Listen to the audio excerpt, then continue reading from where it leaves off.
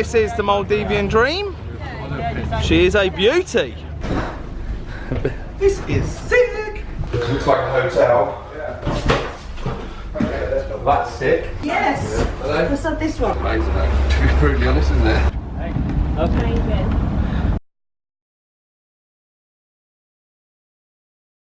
So going into the upper deck bedrooms, got a nice large double bed. Sea view out there, but keep it closed for the camera.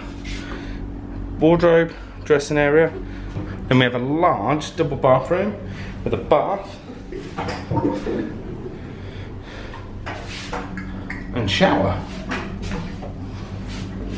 We also have direct access to the balcony to go to the front of the boat and also up to the top. So when we head out, we've got private stairs. Oh, we've only got this guy for all of them.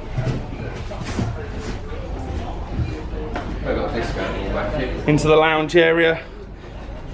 Trying to work out if everyone's fed up with the sun or not, but a nice big comfy area for everyone to sit and chill.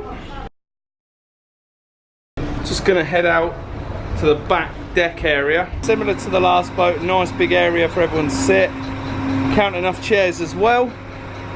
It's really nice. You can walk all the way around this boat.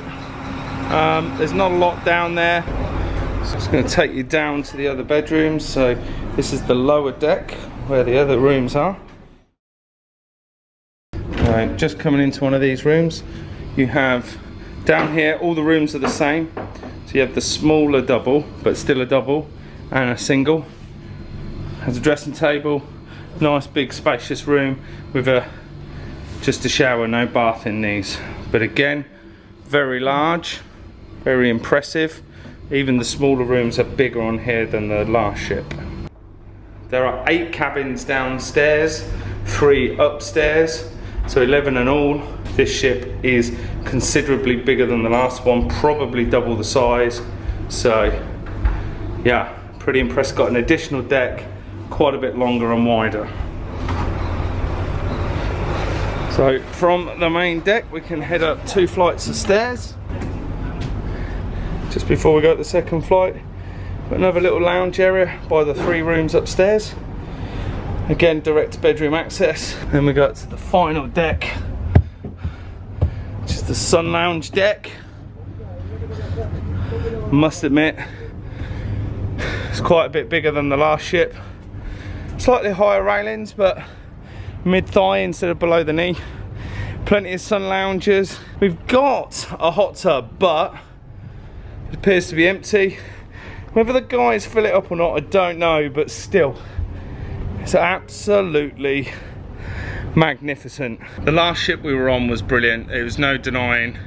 If you're coming for snorkeling or surfing and diving, or a mix of the rest and a bit of a party on a reasonable price with your mates, I think that boat is absolutely fantastic.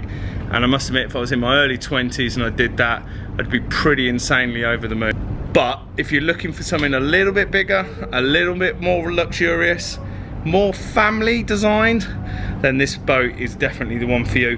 It's probably not quite as fun, just because of the way the last boat was laid out. Everyone was not on top of each other, but certainly close knit, whereas this boat you can feel quite spread out. Like, even already, we've only been on here half an hour and I'm struggling to bump into anyone, but the last boat was epic, as I said, for all your mates. But if you're looking for a more family orientated design with a bit more space, and you're out here for more than a week, then something of this size is absolutely awesome. This boat is called the Maldivian Dream. It is brilliant, really impressed so far. Let's hope the service is as good as the last boat and the local knowledge, because first impressions, thumbs up to this boat. There's a big thumbs up.